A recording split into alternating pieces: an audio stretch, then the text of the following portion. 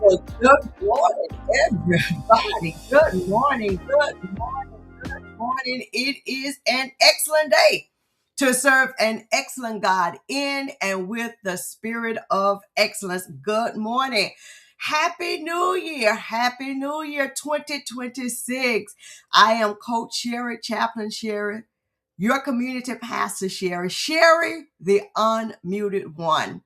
I am that woman who rejected what other people had to say about me, about my call, and about my moves in this world.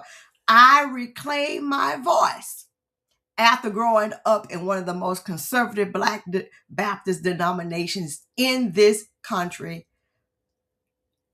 I had to make a choice. Who would I obey?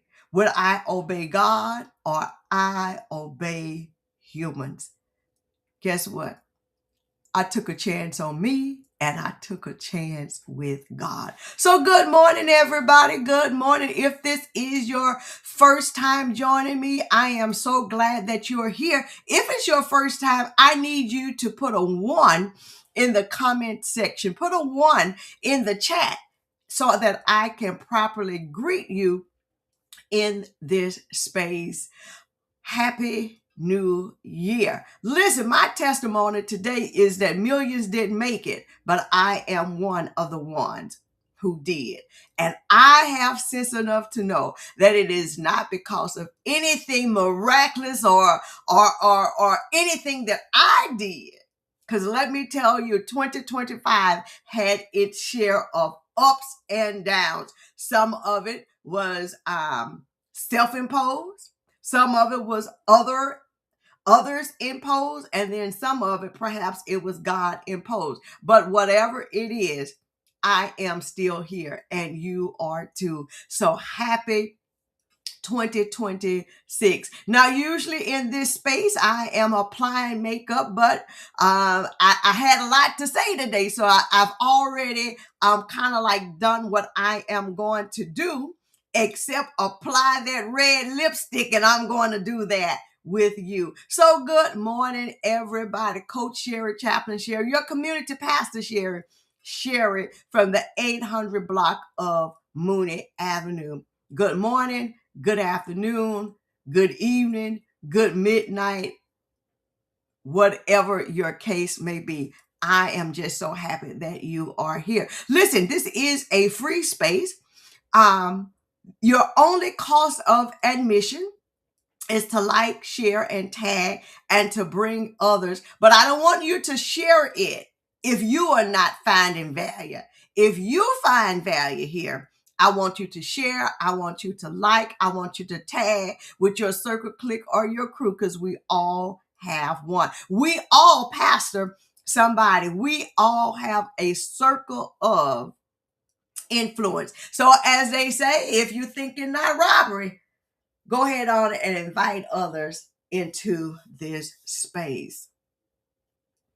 Listen, I want us to focus on a very familiar text of Genesis 12, 1 through 4. Genesis 12, 1 through 4. That's our focus today. And we are still talking about the new thing that we believe that God is doing, and wanting to be able to engage in that new thing, right? We want to be able to walk and to journey where God is. It is already working. In other words, we don't want to create something and then ask God to bless that. We want to know where God is already working and engage in and engage in that. And so today, I want to talk about pivoting with limited information. Pivoting with limiting information. So in order for us to engage in this new thing, it's going to require us to pivot.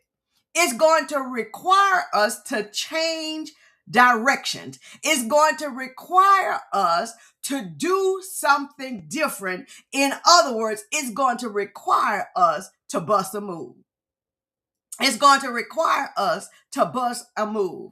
And I contend that many of us will not do the new thing because we cannot make that pivot. We cannot change even with new information. We cannot change because it will require us to leave some stuff. It will require us to leave some people, places, and things. And so I want us to look at Genesis 12, 1 through 4. It is a familiar text. It is a familiar text that talks about when God gives some instructions, when God uproots, when God causes Abraham to make a move. And so when I look at this text, there are three things. There are three things because I'm still Baptist. There are three things. Good morning, everybody. Good morning. Good morning. Good morning. Good morning. Evangelist, so glad to see you in this space. Listen, go ahead on like, share, and tag. Like, share, and tag. Because what I want to do, thank you for sharing. Thank you for sharing. I want to look at Abraham's story.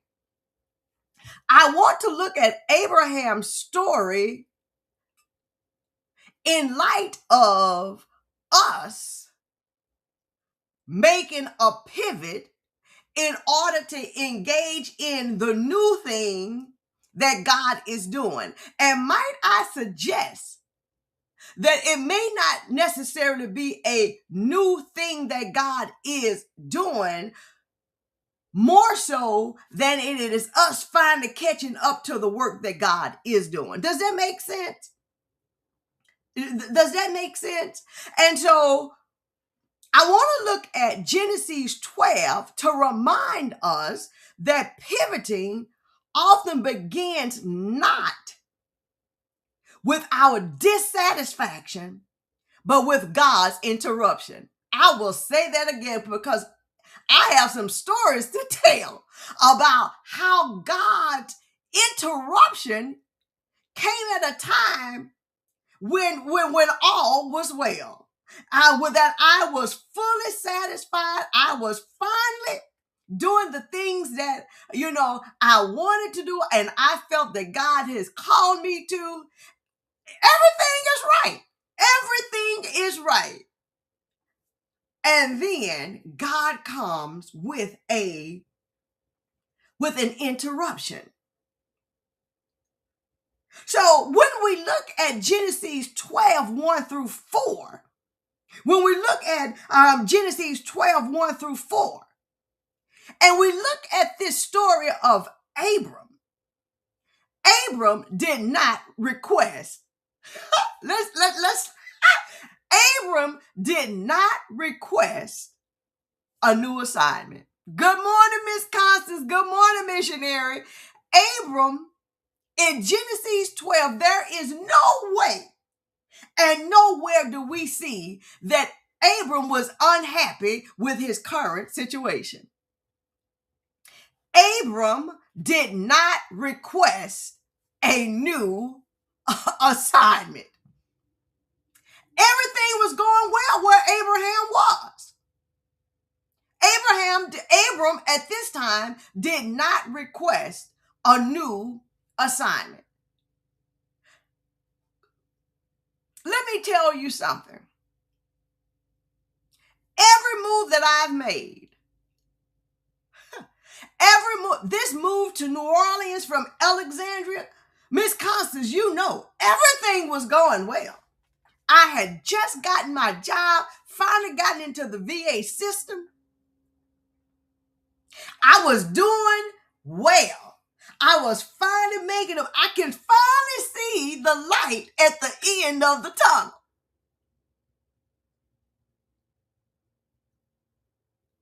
Life was easy. Life was comfortable. Nothing. We had come out of the pandemic. All my family members were well. We lost no one. I was well. At that point, I hadn't even had COVID.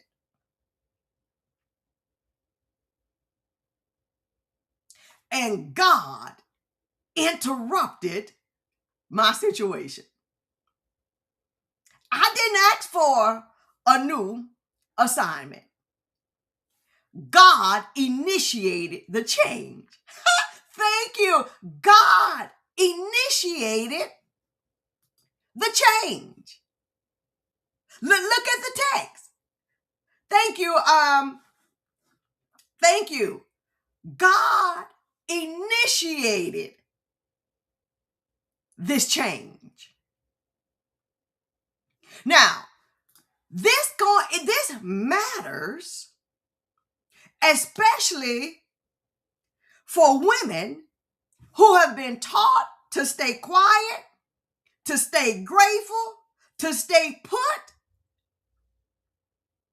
even when staying costs you your voice.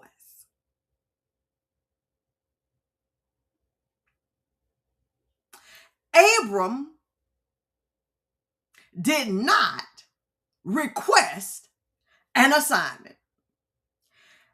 Abram did not request a relocation. And the first thing that we can see from this text is God's initiation. That God disrupted and interrupted Abram's life.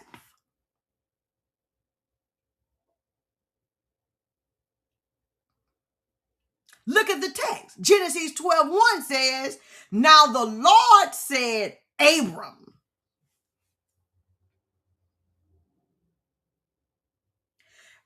Abram, his whole pivot, his move begins with God speaking first.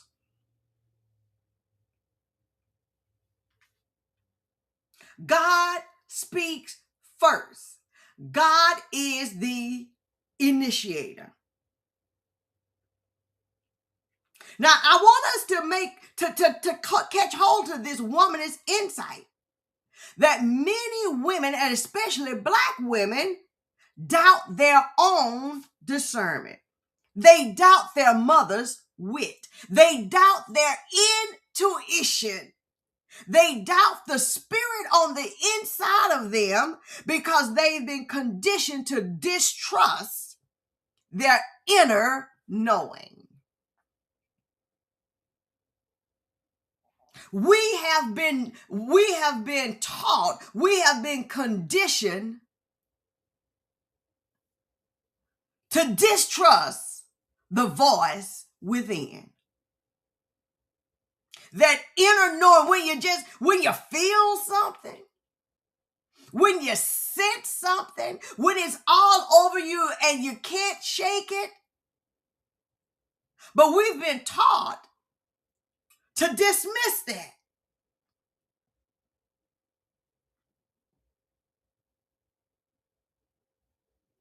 But Genesis 12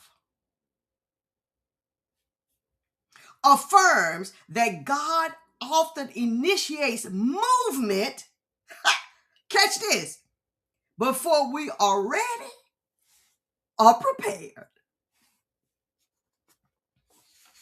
God initiates movement before we are ready or prepared. Pivoting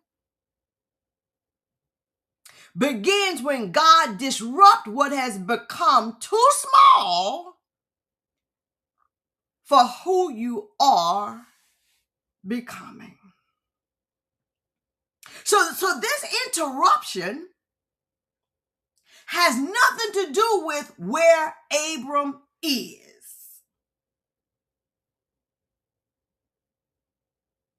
It has something to do with where Abraham is going.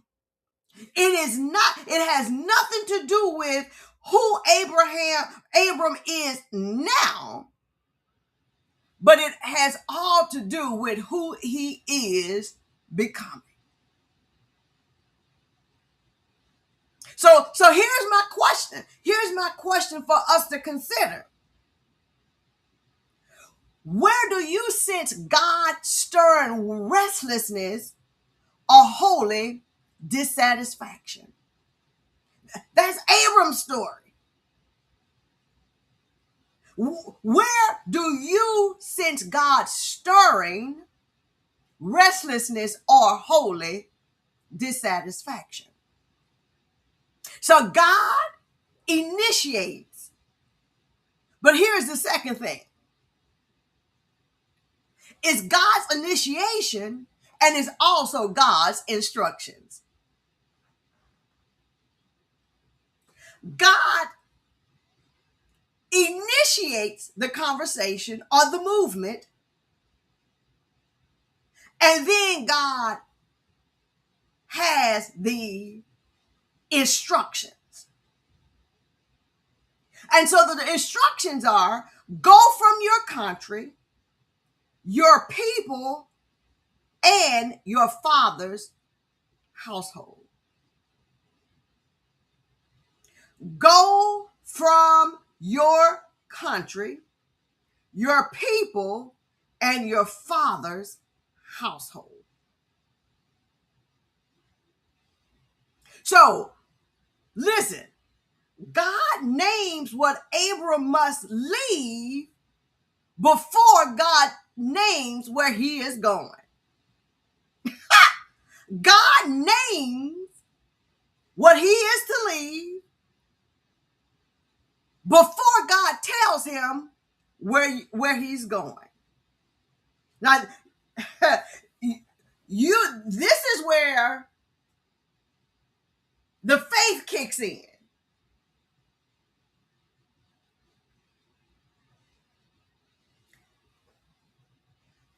He says, leave your country, your people, and your father's household. That's 3 layers. He says, leave your country. That's leave the systems and the structures that you are, that you have lived under, that you are familiar with. Leave the systems and the structures. Then you are to leave your people. You're going to leave in relationships and expectations. You're leaving people, places, and things. And then you're going to leave your household, because your household symbolizes your identity, your obligations, and your legacy.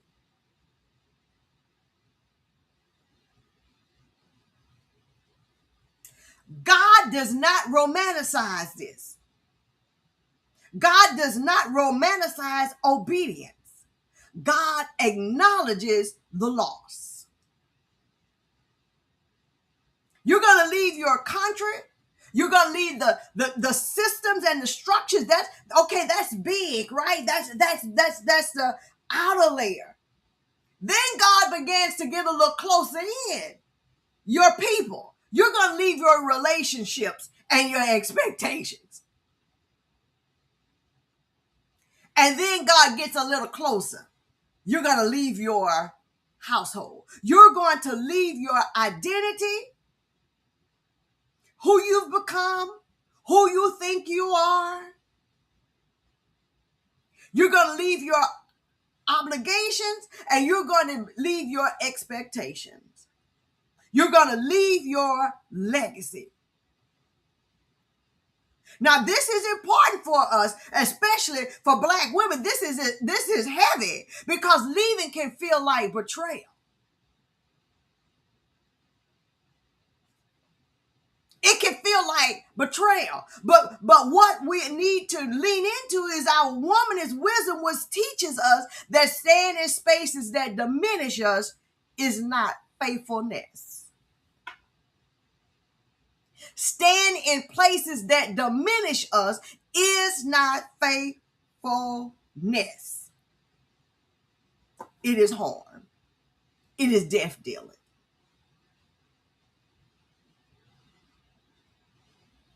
So I got a question. What familiar space, role, or expectation might God be asking you to release? What familiar space, role, or expectation might God be asking you to release? So God initiates by speaking up first, disrupting and interrupting what Abram has going on. Then God gives the instructions. And might I tell you, they are not complete instructions. They're pretty vague. But in many ways, just this information to go and to leave your country, your people, and your household, that's heavy in itself. Because Abram is going to have to get past that to go. Now, I know that this text reads like a story that everything just seems to flow. But because Abram is a human steeped in the human condition, for me, I would think that even though it says he finally did it, I don't know what all went through his mind. I don't know how long it took him to get his face off of the floor. I don't know how long it took him and how much kicking and screaming that's in between him hearing the instructions and then picking up to leave. But I know for me, even when another pivotal moment, another get up and go, that when I was in Racine, Wisconsin, and I finally accepted my call to preach, 1 year to the date almost,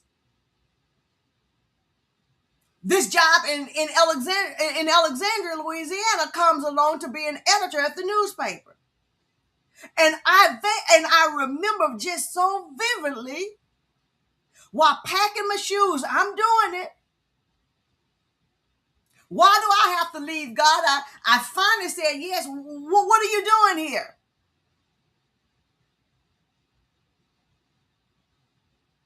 I know Alexandria, but I don't have nobody down there. I know some people from my old Baptist days, but now I'm a preacher.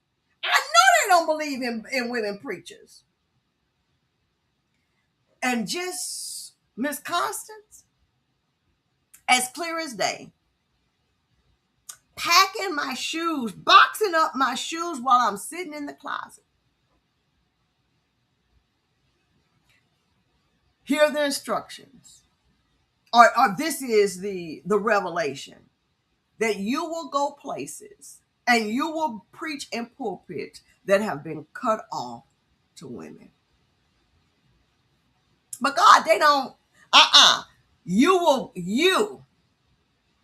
See, I had finally got to comfortable and said yes after going through this metamorphosis that women could preach.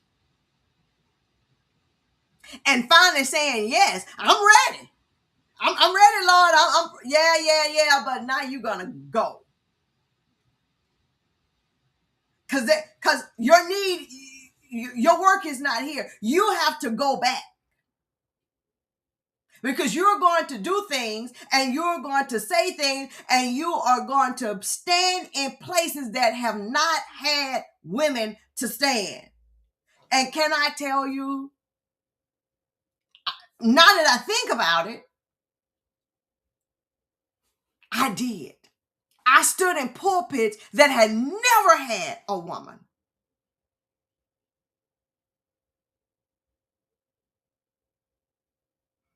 And now that I think about it, perhaps that work had completed.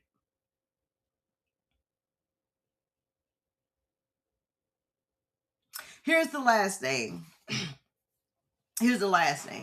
And I'm gotta get out of here. I gotta get this red lipstick on and get out of here. So there is God's initiation, it's God's instructions, but it's also God's itinerary. God's itinerary. Trusting God without a map. It's all right there in Genesis 12:1. To the land I will show you. No address, no timeline, no explanation. Do you know when the explanation came? Do you know when the itinerary came? The itinerary came after Abram made the move.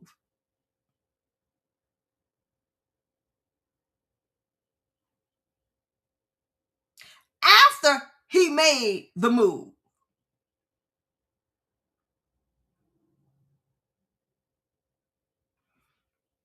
For women who are taught to wait for permission, to wait for approval or certainty, this text is liberating. God does not require certainty. Certainty is a dream killer.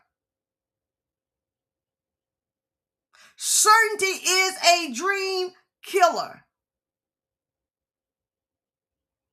Waiting for permission or approval or certainty will keep us stuck.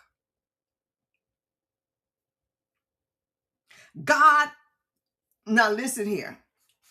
Out of all I've said this morning, this here may be the most controversial, but I'm ready for it.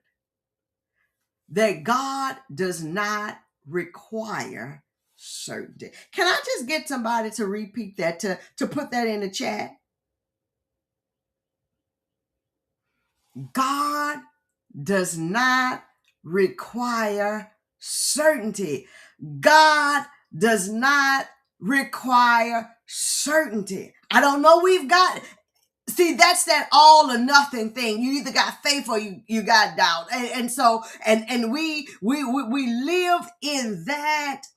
It's one or the other. But can I say it's both at the same time? Because listen, just listen with my grandpa's 3 ounces of common sense. Faith is not required if there's no doubt. You must have doubt in order to have faith. They work together.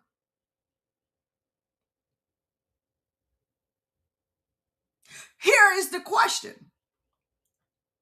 What would it look like to move forward with faith instead of full clarity and certainty? What would that look like in your life if you would give up the need to be certain about it or to be fully clear about the next? What would that be like? What would it look like? What would you be doing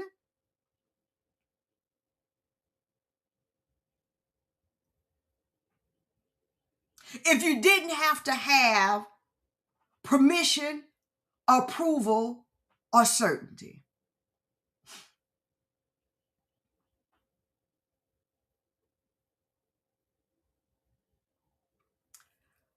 So by the time we get to Genesis 12:4, again, I don't know how long it took between the God's initiation, God's instructions, God's itinerary for Abram to make a move. But the text ties it up, wraps it up in a cute little bow that says, so Abram went as the Lord had told him.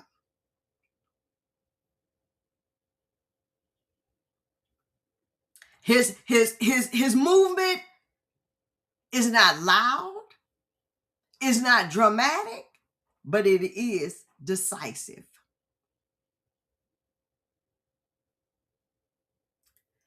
And I need to say that his movement may not have been in absence of fear. He's a human who is moving and not knowing where he's going.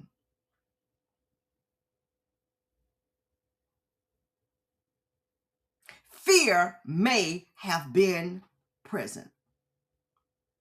Dr. Melvin D. Sampson of Pink Road Chronicles always tells us, move, just do it if you have to be afraid. If you have to do it afraid, just do it.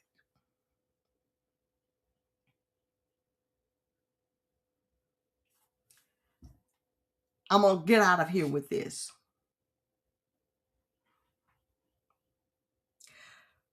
God tells Abram,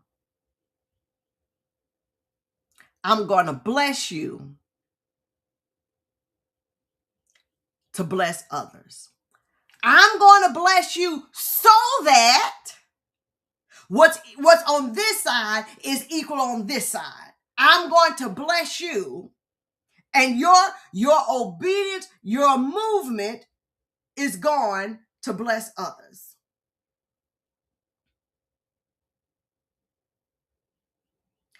Your pivot is not selfish. When I moved from Wisconsin to Alexandria, the movement, because I said yes, I was able to meet women and to spend time with women and to be in the presence of greatness like my sister, Miss Constance Christian, who's with me this morning.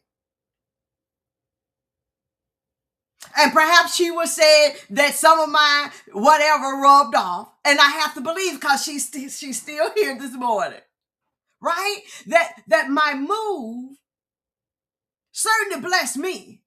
Now, let me tell you, there was a lot of uncertainty because I'm coming to a place that I had nobody.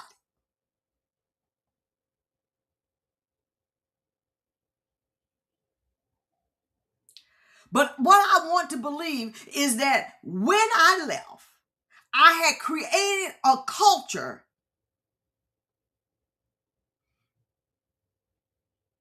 that says that you were created equally women in the image of God.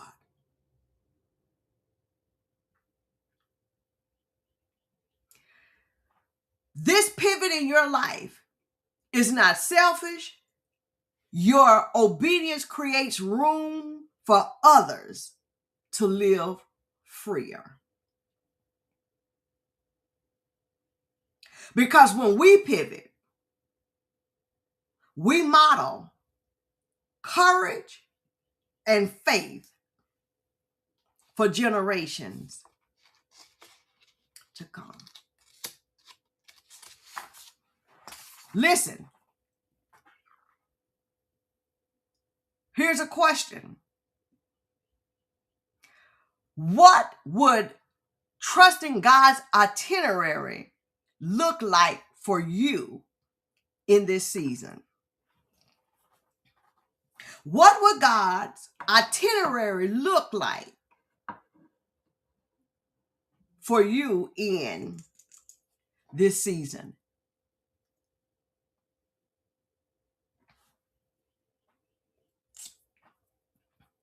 Got my lip bar, some redness going on.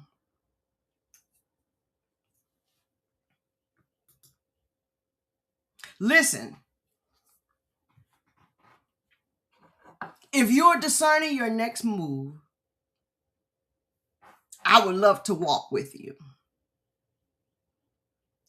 I have a 3-day challenge, Unmute My Life Challenge, January 6th, 7th, and 8th. This is a sacred space, not in a public setting, but on a Zoom in a private space, a sacred space, a safe space for women who are ready to listen for God's nudge, to reclaim their voice and to move forward. And if this is you,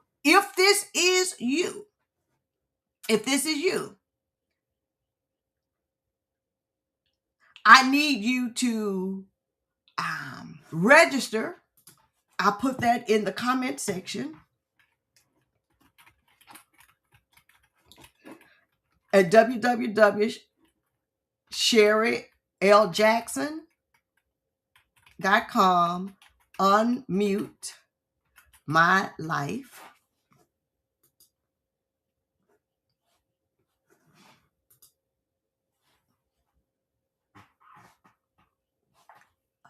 A $27 investment. 3 days. January 6th, 7th, and 8th. 7 p.m. Central Standard Time. There are 2 options. $27 or $47 if you want the downloadable workbook. No pressure on the workbook. I just want you in the room. But the workbook is your own guided journey in this process. Listen, I gotta go. My lipstick is on, but I want to give you this final blessing. May you trust the nudge. May you trust the inner knowing, your mother's wit, your intuition, even when the path is unclear. May you honor the stirring even when it disrupts the familiar.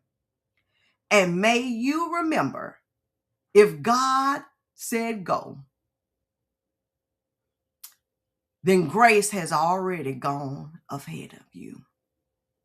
Listen, may all be well with your day.